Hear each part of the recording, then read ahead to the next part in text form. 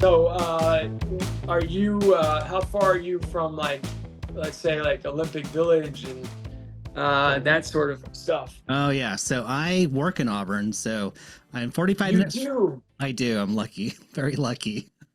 Wow, that's so neat. Now, are you going to be at the training camp by chance over Memorial Day weekend? I think I have plans that weekends. I think, Okay.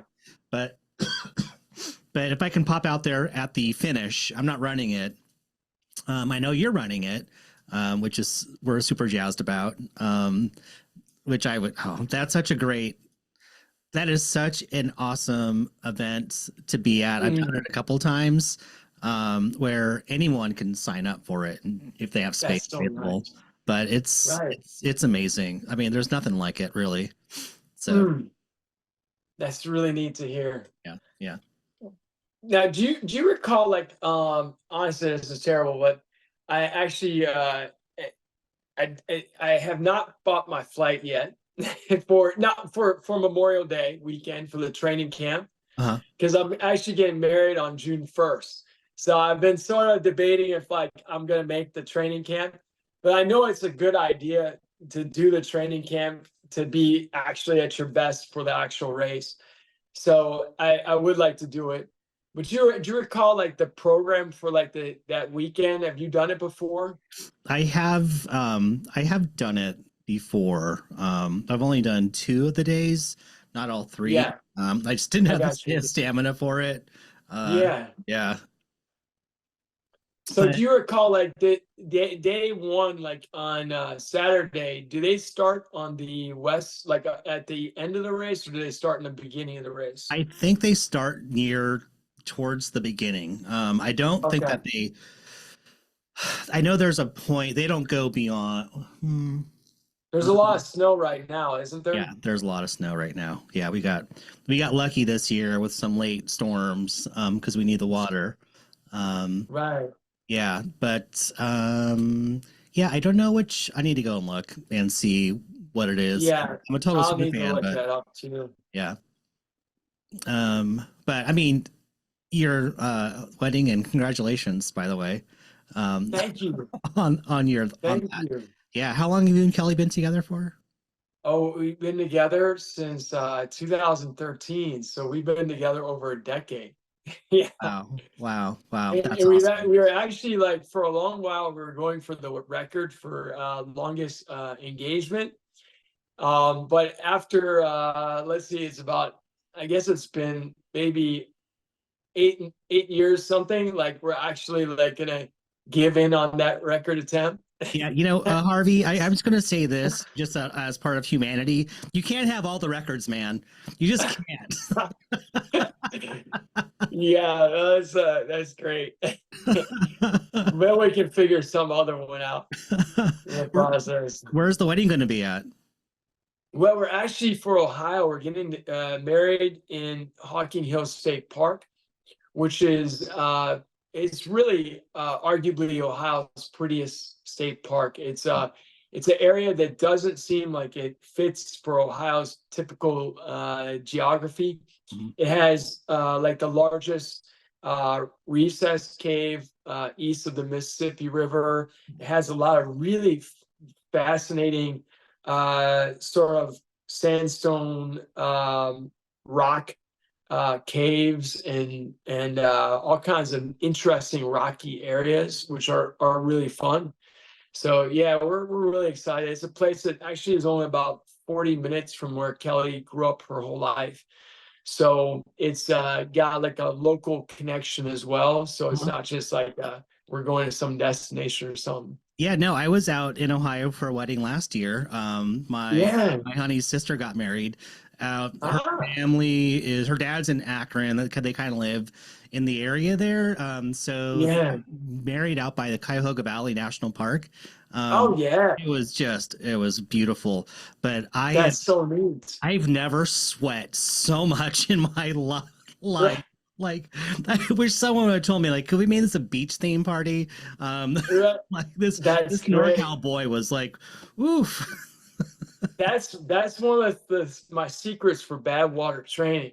is that heat, and hopefully I'll have a little of that before coming out to Western States. I hear that the canyons can be pretty hot and brutal at times, so that'll be quite fun. Yeah, you'll be perfectly prepared for that, for the oven that is the canyons out Yeah, there. that'll be fun. Because you're doing Badwater later this year, aren't you? Yeah, actually, that race is, I want to say it's maybe about 3 weeks after Western States this year. In fact, that's for many years. That is one of the reasons why I never signed up for Western States was, uh, you started already. You're Oh like, yeah, we're yeah, okay, yeah. This whole okay. part from the engagement, we're rolling through Okay, it. cool. Yeah. Because I like, yeah, because this is part of the story. Well, I've been running ultras now. Like, it's hard to believe. But my first ultra was back in 1996, so that's 28 years. That's nuts. I can't believe it's even possible. But in the early days, I can remember my first time hearing about Western States was I want to say like 1997, and I had my college advisor actually was running Western States, and like she was also familiar with me because I was doing this 24-hour fans race in the Twin Cities. And so, I mean, there was excitement for her doing that race.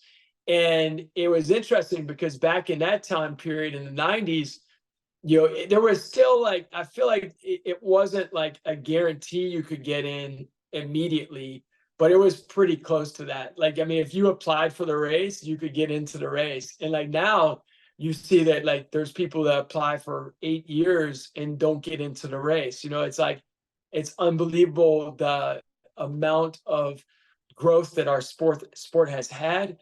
And yeah, so like the early days, it was like this distant sort of race. I thought, oh, one day that sounds really neat. I'd love to do that. And then in my 20s, I was a young parent, and like the idea of going out to California at that moment in time was just like, it was financially didn't make sense. Like I just didn't have the finances to do that sort of thing at that moment in time, really.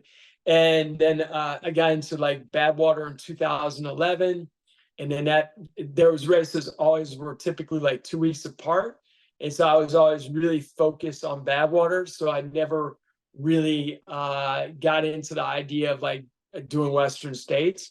And then it was somewhere maybe like 3 or 4 years ago, I started like applying for the race, and I thought, oh, this is one of those bucket list race I definitely want to experience. Yeah. And so that's where that began. So it's kind of wild to like see that whole path, and then be here 28 years later, finally getting my first opportunity with this race that is like a historic race for the country and ultras. And so I'm excited. Yeah. Well, we're glad to have you. Your essay was very touching, and well deserved. And thank you to everyone who submitted an essay. And we are hoping that you'll be, because we've had, unfortunately, our last 3 years, our entrants didn't make it for one reason or another. So Yes. yeah, we are we are certainly hoping to get that I really hope so. post race interview with If you. I have to crawl, crawl, like, then that will be the way. I will be Yeah. So behind I you with mean, bullhorn, my friend. Just yeah, it's like go, like just go, go, go. Yeah, it's like I really that my number one goal, like across this race, is to have fun and finish. Like that's the very base level. Like that's my number one goal, is to have fun and finish. Of course, I have a goal and maybe a B goal in addition to that. But like for me, like just getting out there and seeing the enthusiasm amongst the runners, seeing the start, seeing the different, like the river crossing, the aid stations, like the Auburn, like the track when you arrive, like that just seems, the energy just seems so electric. And I'm also super excited I hope that I will be able, that I'm not the one that finishes, at the very like grasp of the last minutes. Although I think that that's as extraordinary as the top finishers in the whole race, Yeah. if not more extraordinary. But I definitely will be back. If it's not me, I'll be back to the race. If I have to go and come back, I'll be back and cheering on those runners who come in the last hour. Yeah, there is you've been running ultras. You have over 100 ultras under your belt, but many buckled belt. And you're no stranger to events of this magnitude.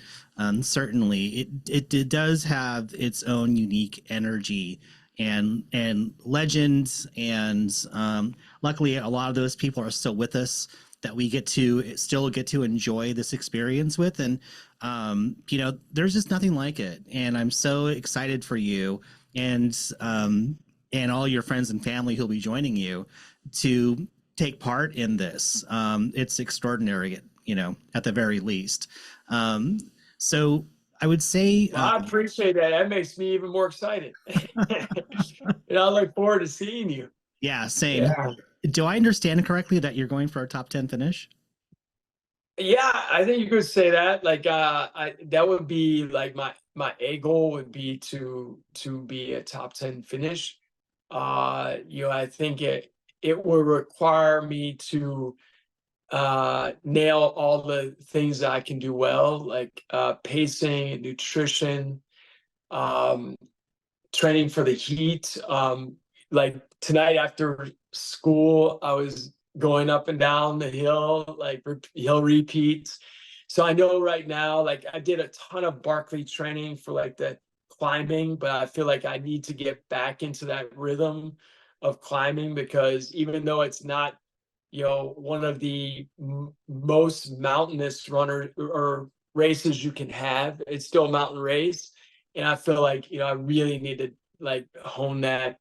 So I think it's my A goal. I think that it's incredibly competitive in the race. You have a lot of people that they live in an area that has a mountain in their backyard, and so they may have that opportunity to do more mountain climbing and running up and down a mountain than I get into the hills of greater Cincinnati. But I don't think it's impossible, and I think it's great to like have big dreams and go for big ambitious goals. And there's another element of it being my first time racing this. So I mean, I feel like a lot of as you are developing yourself to have a history with the race and you get to see it once or twice, that really helps a runner to understand where they can push the gas pedal all the way to the floor without totally destroying themselves. Yeah. So I mean, like, when you're operating at that highest level, oftentimes you're operating at a real thin margins, where if you just over accelerate by small degrees, it has consequences that are greater degrees. So it's like understanding the curves and the course, and like how you can like navigate like those places is really critical. And that's why I do hope I can make it out for the training weekend. But I also feel like there's an advantage of someone who has experience with the race, like having had run it once or twice will give you a solid like understanding of where you can push, and like you have to maybe pull back a little bit on the course. That was very well said. The thing about states for me is that it can be a crapshoot in terms of the conditions, and weather-wise. Last year, the snow tore up so many people. It was ridiculous. I think it was like 20 miles in the snow. And not only that, but then you can get extraordinary heat there. We can get snow flurries at the start. I mean, it is just ridiculous on like, you can prepare as much as you want for everything, but come race day, you just don't know what the trail gods have in store for you, which I think also makes it very exciting. It kind of it does give people some edge that wouldn't have otherwise had it. And so yeah, it's just one of those things that like, oh yeah, you're ready, but are you ready? Because here she comes. Right. Exactly. Right. That's absolutely true. Yeah. And I never take that for granted. I mean, I feel like every course can have curveballs and like, it really knock you down based on whatever's happening. I have had the benefit of having the Barkley experience the last 3 years. And while I haven't finished the Barkley race, I really had like my share of like curveballs thrown at you. So yeah, it doesn't lessen the challenge of the Western states, but it's a little bit makes it a little bit more presentable. Let's talk about Barclays for a second. So starting off with, I see last week that you met up with the man Lazarus Lake last week in Cincinnati. He's doing his cross country walk, transcontinental walk across the United States. What was that like seeing Laz out there?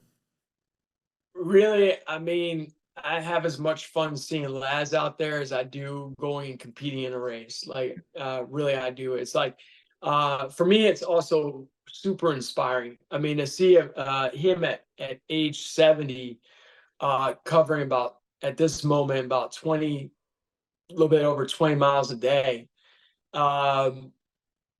And also at his level of physicality, because he comes into this with some health challenges that the average person would think was absolutely insane, and he said himself, he said, this is fucking crazy. He goes back and teeters back and forth between like saying it's like absolutely the most insane thing to like he is just a kid in a candy shop. I mean, so to experience that by his side and see, he's out there pushing himself at like a world record pace in his own way. It's like he's pushing himself and what he has. And like, I mean, I talked to one of my neighbors tonight who happens to be 71 and like looks to be from outer appearance a lot better health than Laz. But like the idea of walking even a few miles is like a major undertaking. So I mean, he's also been following my social media, so he's super inspired by seeing Laz at 70, his same age, covering 22 miles a day. It's like, wow. Yeah. So it's a real eye opener, and I mean, Laz, he's kind of like a Mark Twain sort of character. Like, I mean, he has all these philosophical ideas on so many different topics. So and he's also super witty, and you're usually like ornery and hilarious at the same time. So it's just fun to chat with him. I mean, he throws out more F-bombs than I think David Goggins. Yeah. Can you imagine if David Goggins and Laz when they get in the same room? It'd just be this long bleep, bleep, bleep, bleep, bleep, bleep. Right. It's like you're gonna have to do that the whole time. But we enjoyed like going to an Italian restaurant in town with his wife Sandra and I and he and we just had a really good time, like talking about life and not necessarily just races, but just about things in the world. And yeah, I mean, for me, I'm inspired because I would love to do a journey run across the country, and it may not be that maybe I'll wait until I'm like 70 and now I'm gonna be going for Lazarus time. I'll be like thinking about my friend. So he has definitely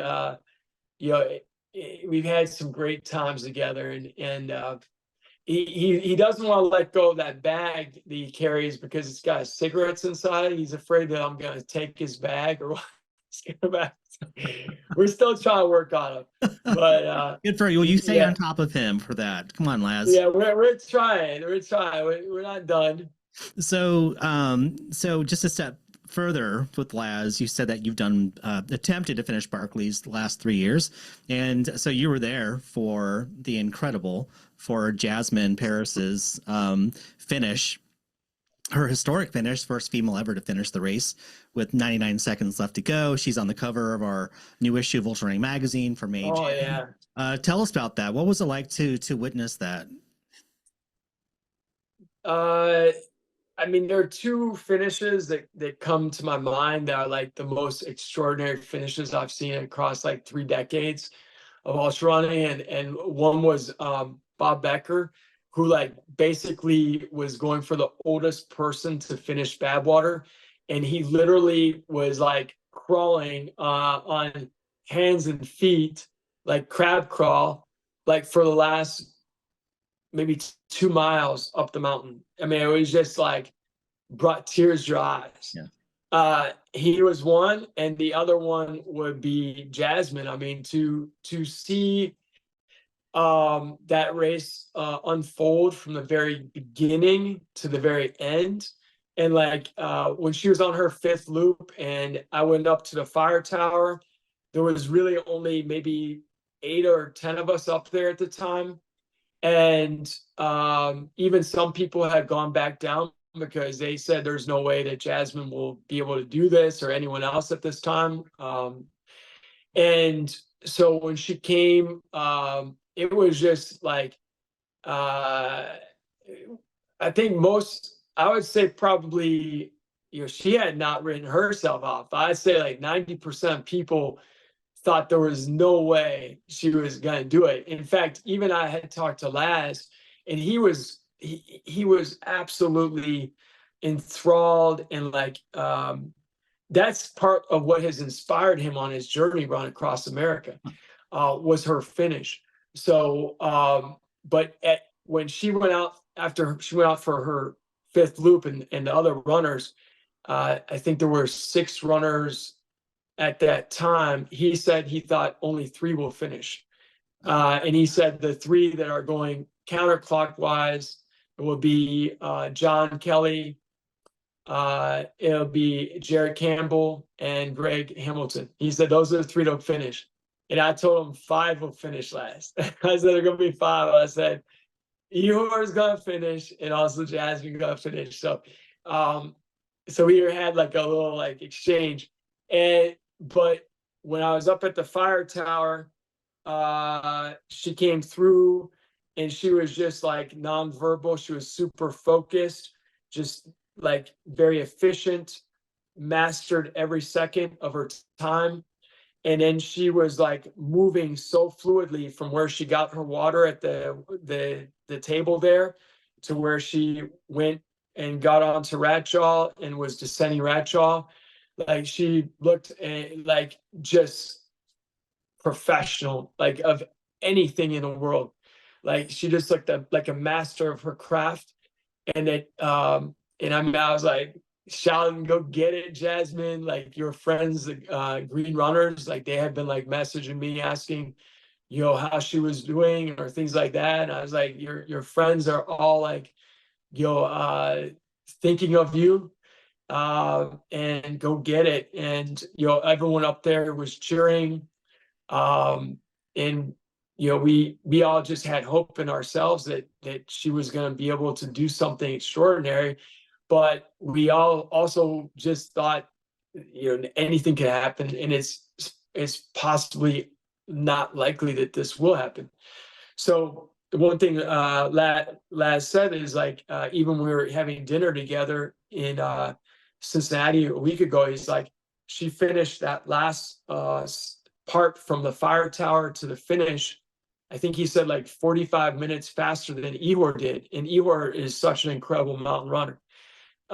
So, I mean, she was really moving that last segment, and she couldn't afford anything. So, I mean, she was basically moving to a point of complete, utter exhaustion.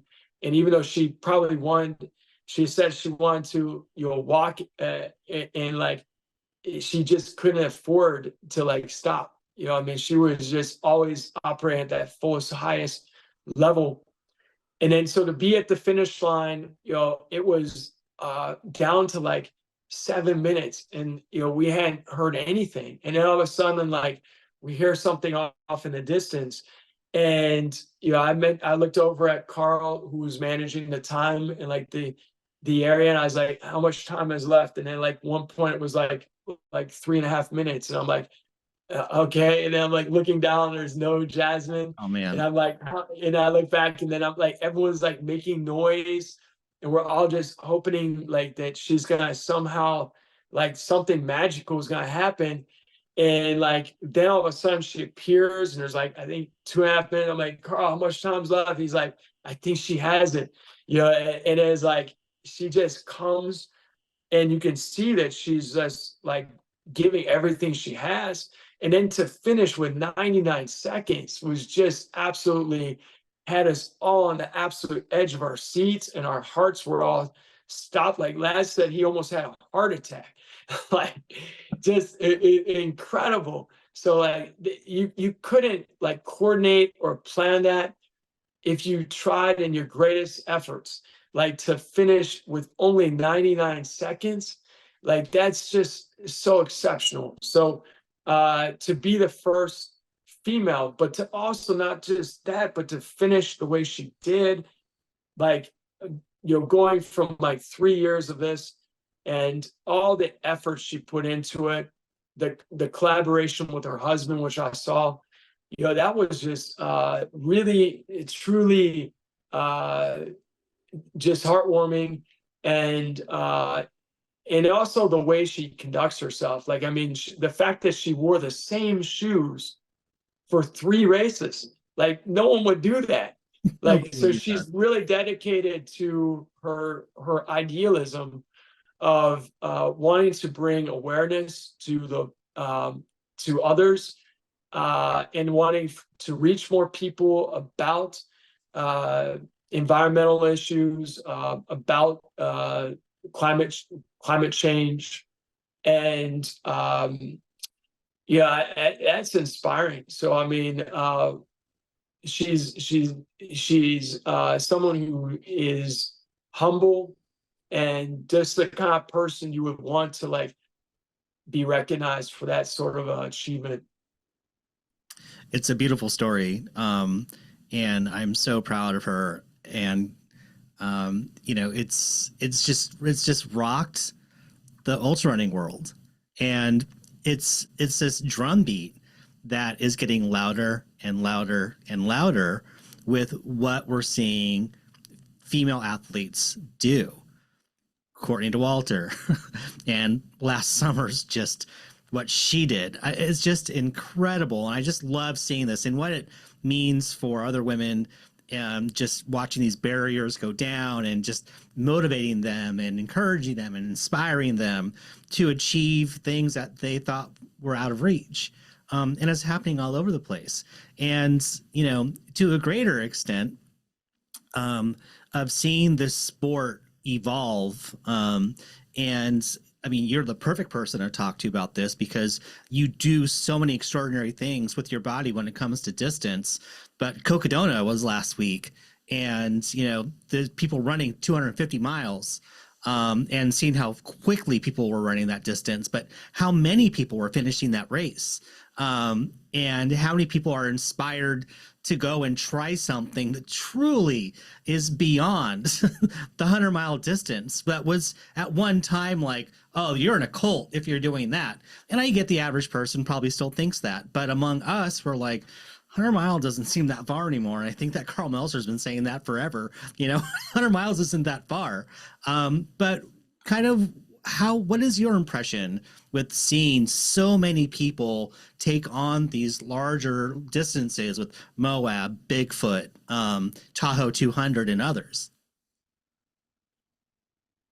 Yeah, it's very interesting to see the how our sport is like kind of adapting over time and changing, and like people's perceptions are changing. It's I think it's great. Like, I mean, it's fun to see people challenging themselves with these different types of events. Like the Backyard Ultra, for example. I think that's a really exciting event because there is no finish line. So you can like push yourself to like as far as you can imagine. You can go 200 miles. But yeah, I mean, it's the I think that every race can be really challenging. Like, so, you could have a marathon, for example. I just did a marathon like a week and a half ago, and I'm sort of out of marathon shape because I was training for Barkley and I'm not doing any specific marathon training. So going and jumping into the marathon, it was challenging for me this last week and a half ago. Much more challenging than before because I've kind of conditioned myself to running really far at a lower threshold of speed. And so, running the marathon really physically, I was like, this is challenging. and I love that. I like putting myself in positions where it challenges me. And I think like 100-mile race can be really tough too, because you're moving at a faster speed. And a 200-mile race is absolutely tough as well. Like they're all really, like they can all be very tough in their own way, depending on how hard you're pushing yourself. But it's exciting to see that you can do a 200-mile race or a 250-mile race like that. That's pretty exciting. Where is our sport going? So then you got to ask, well, like in 20 years, is that now we got this, the backyards now that push like to 450 miles. You've got 6-day races.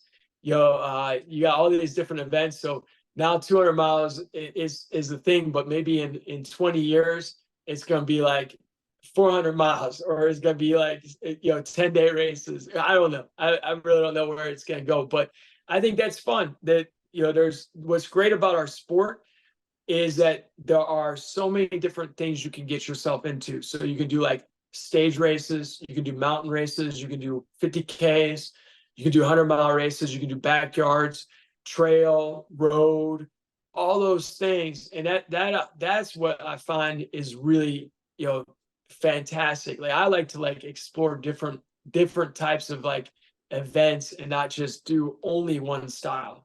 Yeah. Let's talk about your your world record that you set last year over at Big's Backyard World Championship, 450 miles across 108 hours. Congratulations on such an accomplishment. Thank you. Just staggering. It's so hard for me to wrap my mind around what you achieved. But as well as like, there were other people running beyond the 400-mile distance along with you at that event, which is also truly extraordinary. So now that you've had some time away from that event, what are your thoughts and feelings about what you accomplished? It was really challenging. Yeah, it was really challenging. It kind of amazes me that it all came together the way it did, because like for one, I didn't sleep very well the night before the start of the race. I only got like 3 hours of sleep, and then running the race, I literally didn't sleep for a single minute until like the fourth night, and then I only would sleep for 1 or 2 minutes like each hour, and then the fifth day I like took a couple naps for like 1 minute.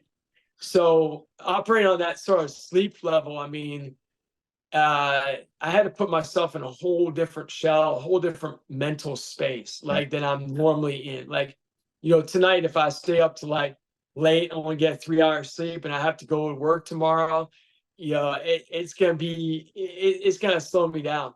But I had to like ignore the traditional like physics of our lives and to just put myself into a different animal. And I always go by like the honey badger. And so, but yeah, it really, there's so many things that I had to make like split moment decisions on that had it not just played out just perfectly, like it could have been a whole nother story. Yeah. So, and it was phenomenal competition. Like, the one thing I have to like, I kind of like, I was grateful to be like ranked in the top 10 ultra runner of the year for Ultra Running Right. magazine. Number 7. But Yes. yeah, number 7. But one gripe I do have, and I will mention it, is that I feel like that the backyard and some of the untraditional like 100-mile races don't get the same respect in terms of like competitiveness. So like, for example, like in the description, the description for I think 8 of the 10 runners was like competitive races. And then for my description, it was, there was not the word competitive listed. But to be honest with you, the backyard ultra, like there's 10,000 people doing that race. So I mean, it's like it's extremely competitive, and the only thing is that people that wouldn't include that in the description just don't understand it, because you have 75 runners who are all have won a backyard ultra in their own country or in another place, and that's facing off against typically like 50 to 150 or more runners in their home country. Is very competitive. So I mean, I think that, you know, it's a very competitive environment, just as like you have Western States is a very competitive environment. It's just a different environment. So I mean, like, you know, different runners have different specializations. You know, you have Walmsley's a monster on like Western States or UTMB. But if you put a runner like that into a backyard ultra, it could be a different story. It's a different environment. Like to survive for days and days and days, it's a whole nother environment. Yeah, I think that is totally fair feedback that you're giving us here.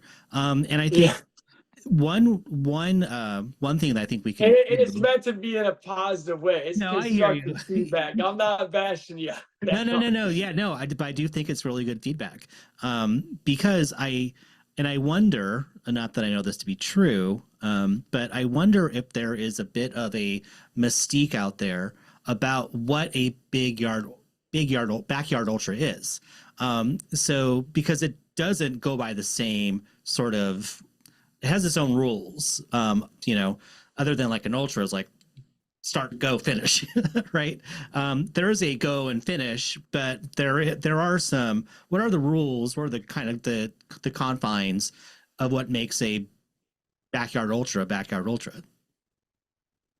Yeah, I mean, it's was very defined. Like, in fact, you know, Laz is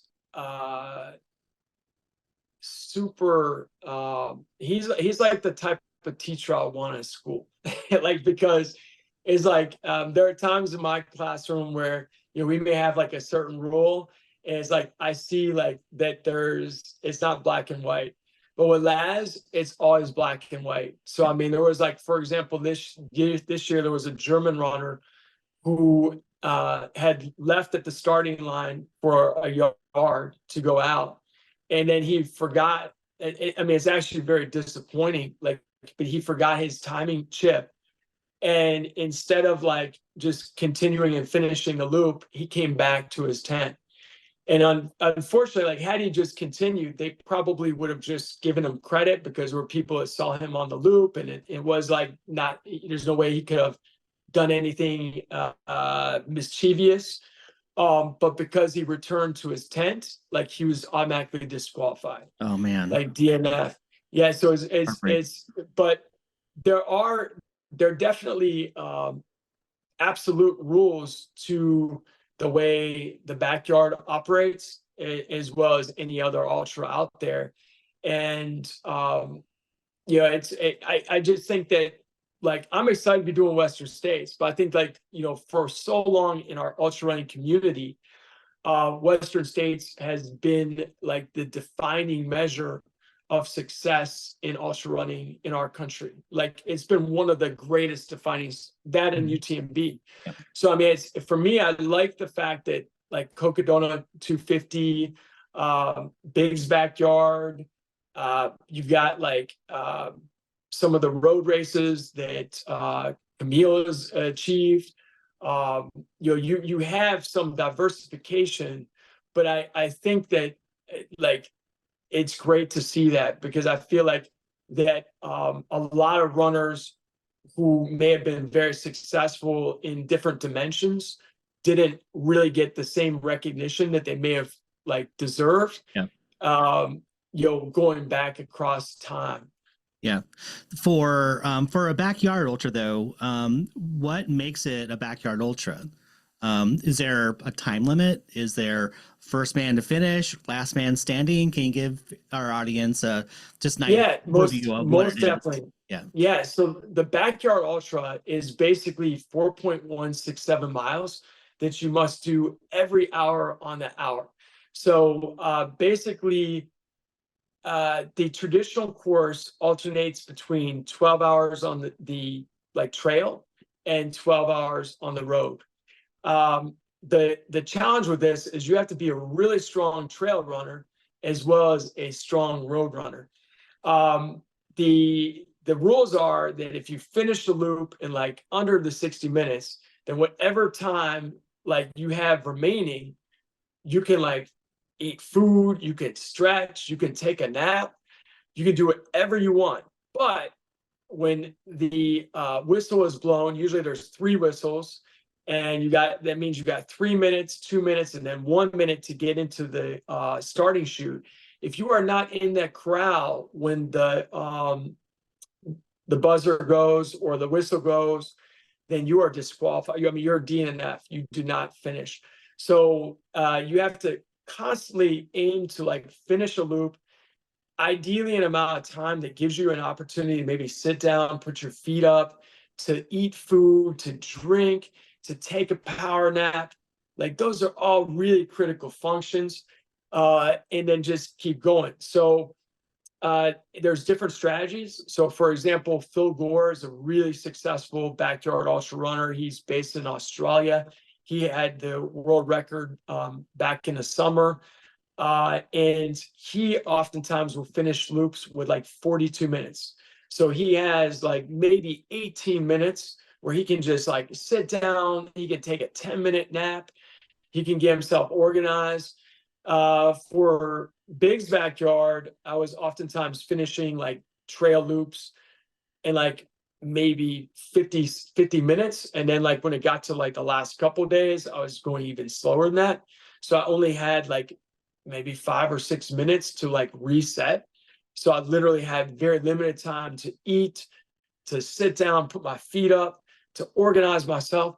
So the idea is you just keep on going. Every 24 hours, you're covering 100 miles. And in fact, last year, more runners did 100 miles in under 24 hours in the backyard format than any other 100-mile races across the world combined. Wow. Yeah. That's and it's quite amazing. So like in our sport, like the backyard ultra has been, if you look across the last 5 years, it has been the largest growing element of our sport, like, which is just shocking because it all started with last. I feel like it's a race that is easy to organize. So I mean, it's really amazing. Like these backyards are happening in over 70 countries now. So I mean, that's amazing. There's over like almost 400 of these races across the globe. And so it's easy enough to organize the race if you're a race director in Portugal or like even India or Mexico. You can just organize one of these races. The other thing is it's like it has a lot of camaraderie. So it's a lot of fun because if you and I are running together, like maybe if we're in the backyard ultra, we might be running side by side and just chit-chatting, and we're gonna like talk about stories and like hear each other's, what's happening in each other's lives. and you don't entirely feel like you're in the midst of a race in the first day. Like it's kind of more laid back, like you're just enjoying everyone's company. And but it's also exciting because you have an opportunity to see how far you can humanly push yourself. So that's pretty neat. Is that what draws you to come back and compete at these kind of events year after year? Yeah, I mean, I would say that like definitely a camaraderie. Like I enjoy running with other runners. I would say like Laz is someone I also like left out of the picture. Like he's uh such a character that he has this way of drawing people in from Japan and from Sweden and all these other countries. People are really fascinated. Like first, they were really fascinated about the Barkley marathons, and now I would say that there's been a little uptick after Jasmine's finished for sure, Yeah. but there's almost an equal fascination across the globe in like both Big's backyard and also the Barkley marathons, and how Laz has invented these races. I mean, it's something that I hope that it will be a legacy that he leaves, that will continue on, and like decades from now, people will be like, how did these backyard ultras even begin? Yeah. Yeah. And they'll look back and find out about Laz and about how it was in his backyard back in 2011. And he came up with this idea when he was in high school. He thought, like, I'm not the fastest runner, but I feel like I could really go on and on and on for like the longest time if because I'm really stubborn and I'm just determined.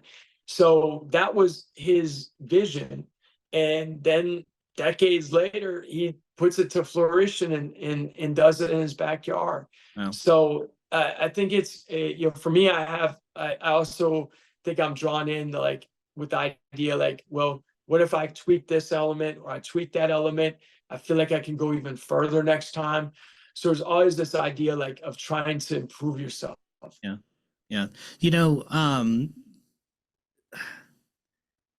One thing I love about this sport, and you said something earlier about what draws you into running these events, it's going to more premier events. Like for me, locally, I'm in Northern California. I can go to Western States every year. Like for me, I'm so grateful I get to do that.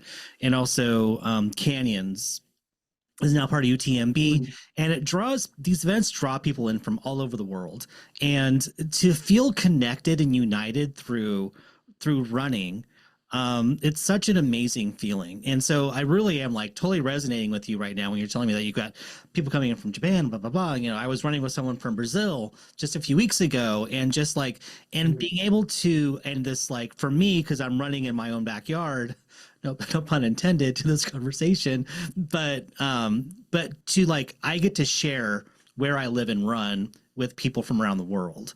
To be able to share a part of the United States with people from around the world, it's so special. It really is. I interview Pigtails and her honey. I know who Pigtails is, and her honey Mikey, and she does a lot of these multi-day events, and he's really trying to get me into coming out to do across the years, and just participating in something like that, where you just like get up, you go run, and then you can stop when you want to stop, but you get back out there and just see how far you can go. And just setting up an event like this where it is where it's just to push your endurance and see how far you can go, and having a venue where you can do that. For me, with this event that you're talking about, in having, you have like on the hour, it starts again, and there's this strategy and element of like being able to take care of yourself with food and rest and with your crew and all that stuff.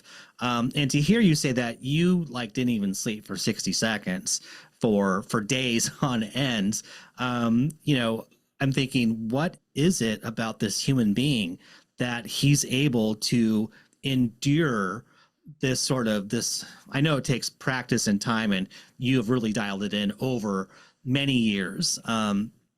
But I'm asking, like, what's the secret in your sauce, Harvey? Like, what is it about you that makes you so unique? You're superhuman when it comes to being able to do these things. It's not a normal thing, my friend. Thanks, Scotty.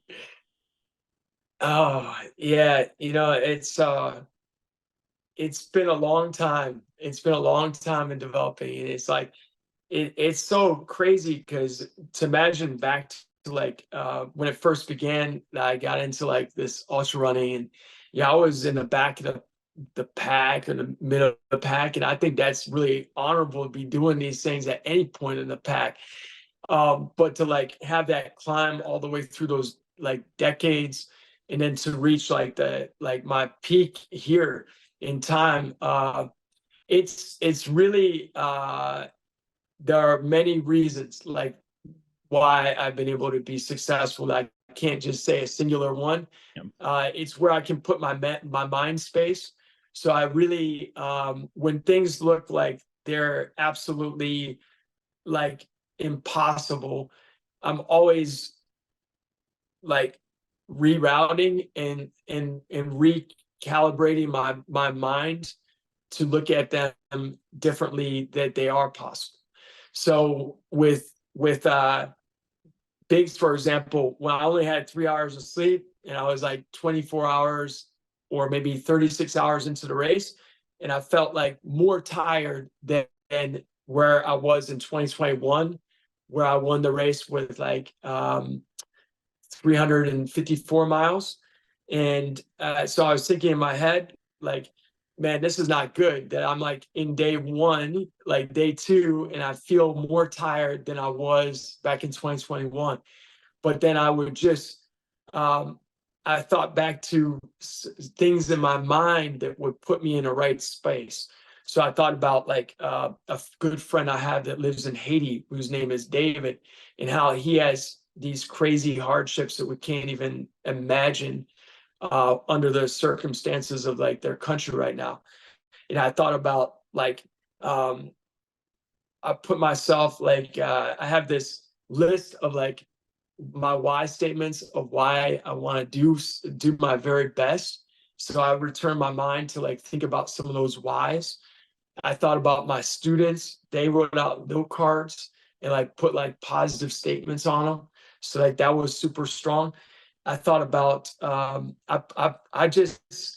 put myself in imagination in places that like the honey badger. So I have like a spirit animal, the honey badger, and like on the fifth day when I kept on falling down, literally I fell down and just like fortunately I didn't fall on any like rocks like I did in 2021 when I broke my hand, but I fell down and I just said, I'm not going to finish this way. I'm going to get up and I'm going to keep on going.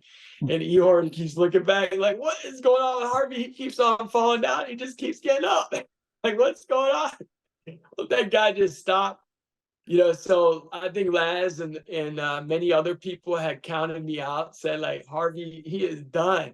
There is no way. But I just kept on finding a reason to get going on that next loop, and just broke it down like that. And I have a really phenomenal crew. My buddy Judd is like, he is like such an amazing person. And as we all know, like it's never just a singular endeavor, even if you're the person running. So having a really strong, person that's got the right mindset as a crew member is super powerful as well. But I don't think you probably don't want to hear me talk to you all night long. So, I do, yeah, but actually. I don't mind. oh, thanks, Yeah, guys. I'll use my imagination to get me to the end of it. Yeah, I can take this Yeah. in all day. I'm just like slurping it up over here. How much of it, like when you're into day 3 and 4, oh my goodness, holy moly. Um, how much of it is a physical game for you? Like you got to summon the energy. How much of it, percentage wise, is just your mental fitness, your fortitude? I hear you, like you have to like start telling your things, you know, and I love how those tactics you're using. I think it's good stuff that we could all use when we find ourselves in that position in that race where we're like, I am just not feeling it. And then kind of just invert it. But how much of it for you in day 3, day 4, it's physicalness, or it's just the mental game? Or is it all of it? I'm sure. Honestly, it's always a mixture of the two. Like, I mean, I've heard the statement like it's 90% mental, or it's some high like amount, and that is true. There is it is likely more of a mental aspect to these really long endeavors. But you have to also physically prepare your body, and in addition to that, like it's the execution. So what I mean by that is, like, for example, if I went like an hour, a couple hours without proper nutrition, then even if my mind was so determined, there might not be a way to get out of that corkscrew, descent. Right. So it's really important to, and I really, I actually really advocate for a vegan foods. Like for me, doing those longer endeavors, like I noticed like the other runners, they had a lot more inflammation in their feet and in their bodies than I did. I didn't have any inflammation. And also I was able to absorb more calories across every hour, because I like the dairy and the meat is more difficult to digest. Yeah. So that I definitely 100% attribute to my longevity as well, to be running at the level I am 28 years after like first endeavoring in ultra running, like that I don't, and to be no injuries. Like I got zero issues. Like that seems like I'm just so grateful to have that. But I really believe a lot of that is attributed to having a very good nutrition in like the vegan foods that like lower inflammation.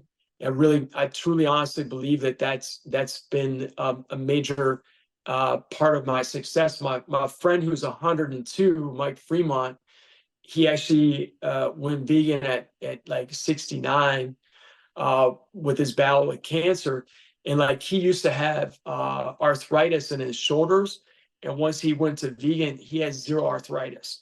And he's 102. We just did the mile race at the Flying Pig like 2 weeks ago, which is just so incredible. Crazy. Seriously? For me, yeah, 102. Yeah, Mike Fremont. If you haven't looked at him yet, or our viewers, you can go on the Ritual podcast and look up Mike Fremont. He's a centenarian. Like that is one of the best podcasts of all time, because he's super energetic and like animated and just witty. Like he's got all kinds of good humor he throws out at you. So I mean, it's like the mind. I mean, it's just such an incredible inspiration, and that's one of the things that draws me the most. Is like I love to I'm a teacher, so at heart I'm a teacher. So I love showing my students, they may believe that there's things you can't do in this world. And I feel like ultra running is our way of like, it's our stage to share, some of the amazing things we can do as humans that we may not even realize amongst ourselves. So it's like my inspiration as well. Going back to and yes, you should absolutely watch the Freeman interview on Ritual. It is amazing. It's so worth your time. You'll thank Harvey for it. They saw that. Getting back to your nutrition and being vegan and what that does for your body in terms of longevity and performance. I was just talking to my friend who's a doctor yesterday who is vegan, and how that has sustained him, and he's able to run long distances still, and he's an anomaly. He's like, and I watched a documentary on Netflix a few months ago with my honey. I don't remember the name of it, but it was about switching. Oh, it's We Are What We Eat. No, like Game Changers. Studies. Game Changers. Game Changers. Okay, right. That's a great film as well. Yeah, and it was like, that's all science backed stuff, and like, all right, let's make a change, and we switched over to it. And You know, I have to say, Wow, like personally, like I'm running better. I don't have the injuries that I used to have. Like I'm still a that's numbness. so I still push incredible. myself away that I probably shouldn't. So I do get a little niggle here and there, but it's just been so effective for me. But Wow. when you're trying to like take in what I have to imagine is an obscene amount of calories in an event like this. I hear it was like 40,000 calories you took in. It That, was obscene amount. Yeah, it was comical. I mean, I would be eating cupcakes, I'd be eating like lentil soup, I would be eating like just massive amounts of everything you can imagine, from pastas and Indian food, quinoa, and um, but yeah, I don't. When I'm in the ultra, I don't eat the same way as I do on a daily basis. Like, on a daily basis, I'm gonna have more vegetables. In an ultra, like you just can't. That's not feasible to do that sort of thing. Like, but so I'm eating like, things that are vegan but have high calories and etc. yeah, yeah, yeah. But yeah, that is so cool. That is so neat that you've been experiencing that. Yeah, I feel lucky with it, and actually, I love to cook, and I'm making some of the damn tastiest dishes I made in my Yeah, lifetime. yeah, So it's just I it's love that. yeah, Yeah, it's so amazing. Like, I feel like that's one of the things as well. Like, I mean, I grew up on a very traditional American diet, and like actually, it's shocking for me, like it's to put myself back in my younger self to imagine where I am today. But like when I did this, like it actually opened up so many more opportunities and things that I had never even dreamed of. I learned so many new things, and that was part of the most fun aspect of the adventure, is like discovery of all these new things. yeah, yeah. You know, this is our first time having a conversation. I got to tell you, I'm loving every second of it, and Oh, thank you, it's just thanks. this like your energy. It's so positive, and I just feel like you're all about community and connection, and kind of like I am just a living example of what's possible. And that you're a high school social studies teacher, from what I understand. And how does like being a teacher, like what do you try and convey as an ultra runner to your students through your practice? Uh, yeah, so I'm very fortunate to I teach juniors and seniors, so I feel like it's a really pivotal moment in life where you're at like this crossroads, and also there can be a lot of pressure at that time. So I try to like bring in like a philosophy, and like try to get students to look at the bigger picture, and also I try to put little nuggets of information into their minds. So, for example, like I teach government and financial literacy, and I think those are really important topics for everybody. So But important. Yeah. it's so important. Like the financial literacy element is just Amen. critical for everyone. And I mean, I didn't have that when I was in high school, and I feel like there are definite connections from financial literacy to like even the running that we do with ultra running. It's like learning to like discipline yourself is like even more important than understanding like the actual like elements of like a good investment or this or that. It's like there's that base level. But we do Tuesday health tip. So I find a way to like every Tuesday I like do 5 minutes of like some topic. So it varies across the whole spectrum. But I just try to like be a model for my students too. Like I run back and forth to teaching every day. So I like, I'm really trying to model like, good health.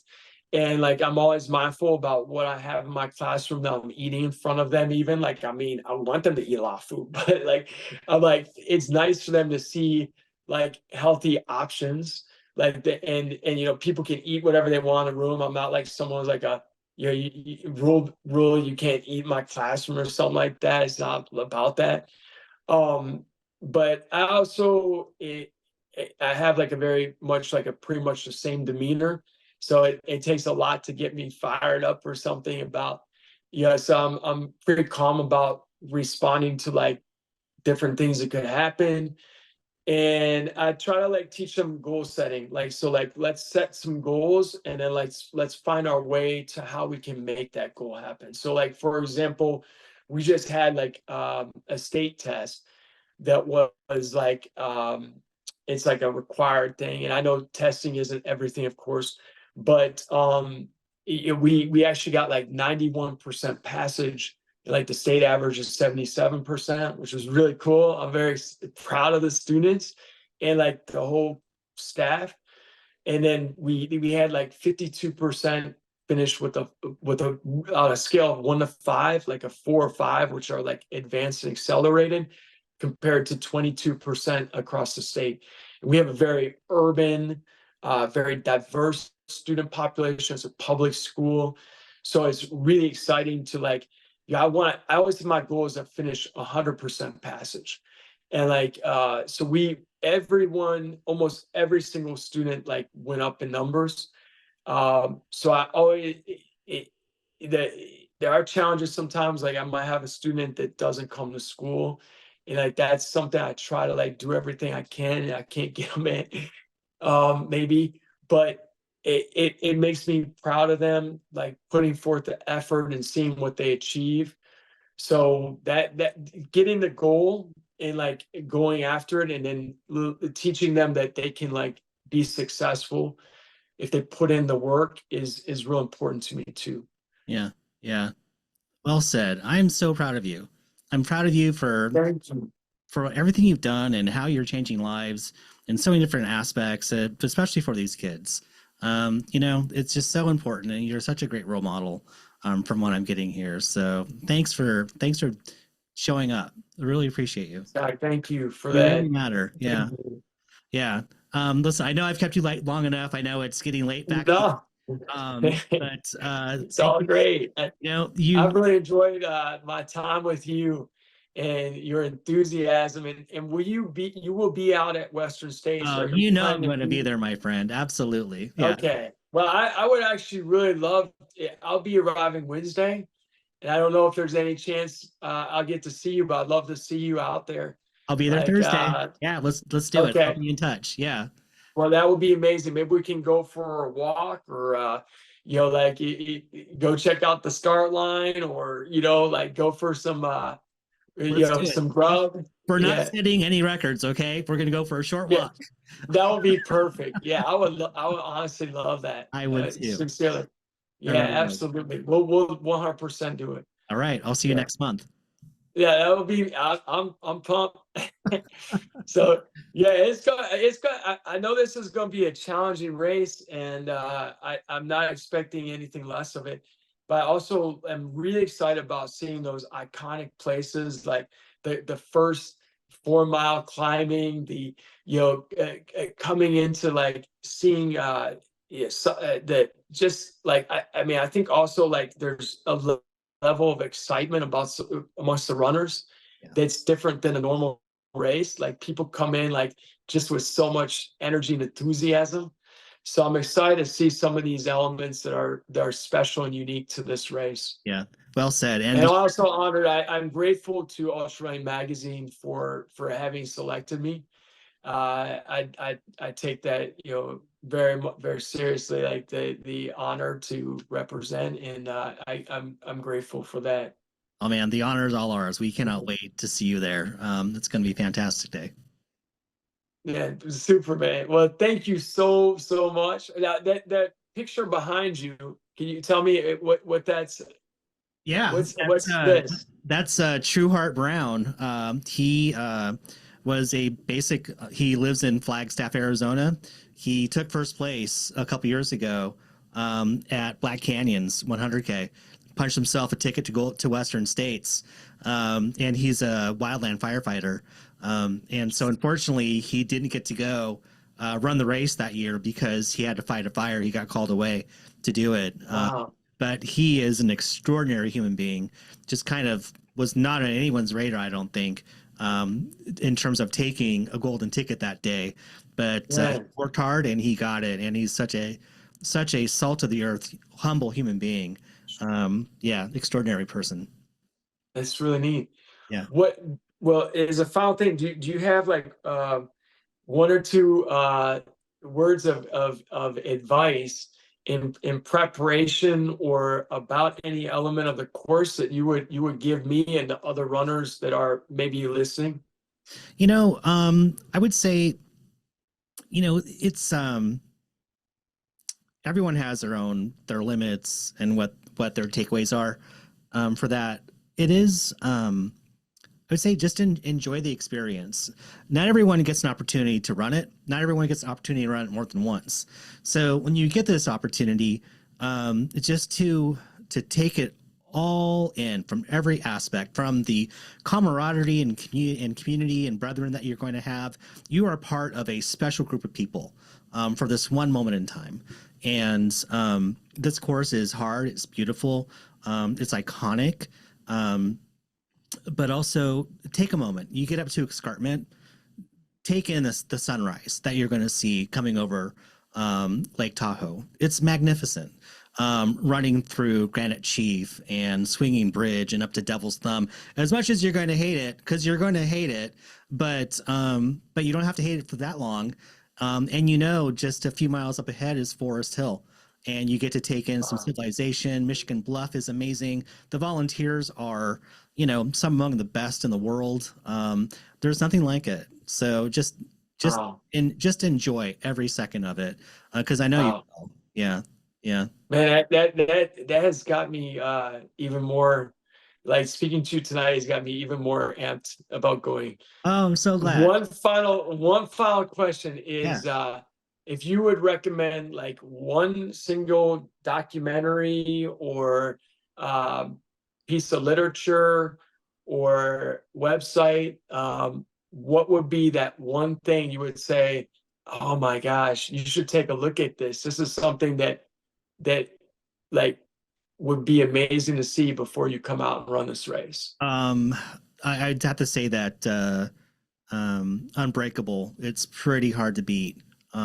It's a My Journey Films. JB Benna made that one. That was the year that I'm sure you've heard about the film before. I watched that film. I feel like, was that back in like 2014 or 13 or something? Somewhere like there. 15? Yeah. So I it's been a long time, so I will like go check that out again. I really appreciate you saying that, because I probably wouldn't have seen it otherwise again. Yeah, absolutely. Yeah. Enjoy. Oh, I can't wait to see you out there. Good. Well, hey, I really appreciate it, and you have my phone number. I do. So yeah, so I'm gonna get you. If I can get your number, then I'll email it to you. Absolutely. Email it to me. Yeah. And then we'll connect. I'll have Kelly with me, so maybe we can, team up together. I would love that. I'll have my honey with me too. Yeah. I'm sure Amy Clark would love to join us. That's great that you call her your honey, because I call Kelly my honey as well. Honeys are the best. It's Who would we be without our honeys, right? That's right. Yeah, period. No way. Yeah. We would not be half the men we are right now without them. Definitely. Well, Scotty, such a nice honor to see you tonight. Thank you so much.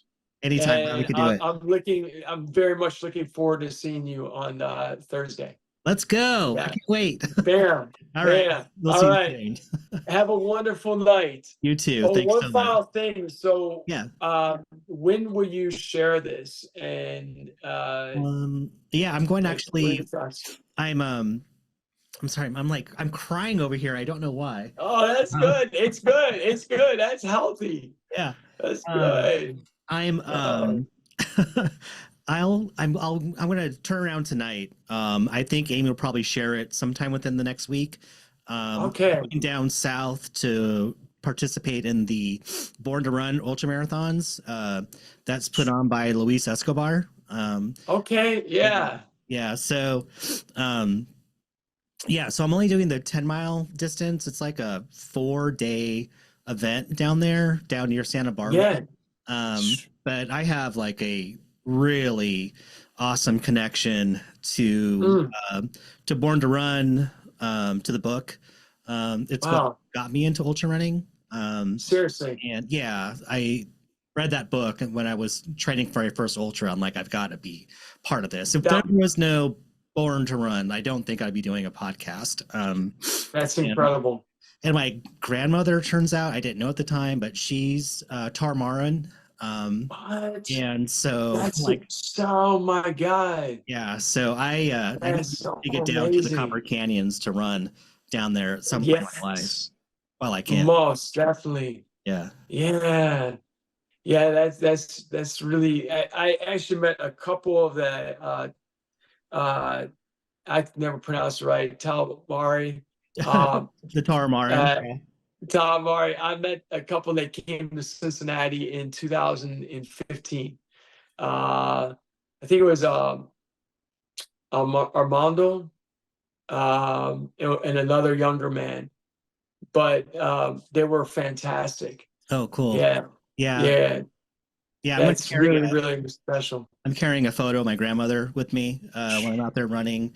They'll That's so usually have a incredible. couple of the Rawamari out there for this event. So That's so incredible. I can't wait. Yeah, I really can't wait. It's gonna be so Oh, special for me. Yeah. yeah, that's really neat. Yeah. Love this. Yeah, that's gonna be special. Yeah. Yeah. I mean, Yeah, yeah, this, you're gonna have to get down to the Copper Canyon. yeah. Yeah. I really Yeah, need to. I have to do it. yeah, that's something that I would love to do in my lifetime too. But Yeah. yeah, that's something amazing. Well, Sky, I'm definitely looking forward to seeing you and taking in the energies you spoke of. Yeah. Oh, Yeah, man.